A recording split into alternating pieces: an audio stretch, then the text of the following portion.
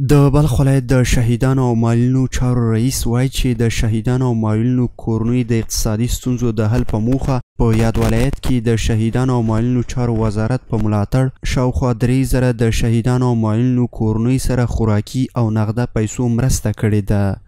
موږ په دې توانېدلي یو د محترم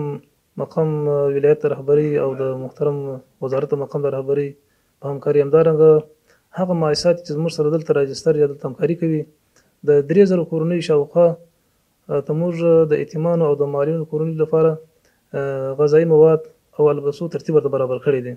ښاغلي حکمت همدارنګه زیاته کړه چې په تیرو 9 میاشتو کې د دې ادارې د هغو کسانو معاشونه چې اسناد یې بشپړ او منظم وو د دې ادارې له لارې خپل معاشونه ترلاسه کړي او ټولې پیسې چې انتقال شوې وي صفر ته رسېدلي دي او د څلورمې روبې د شهیدانو او معلولینو معاشونه به هم په راتلونکي کې د تخصیص په ورکولو سره وویشل شي.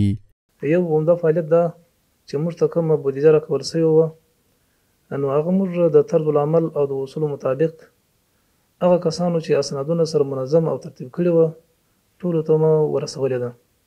د بلخ ولایت د شهیدانو او معلولینو چارو ریاست به د شهیدانو او معلولینو د وارثینو د نوملیکنې بهیر ته دوام ورکړي او هوډ لري چې په 4مه روبه کې د یو شمېر خیریه بنسټونو د همکارۍ په جلبولو سره د بلخ ولایت ادارې سره په همغږۍ له معلولینو سره مرسته وکړي.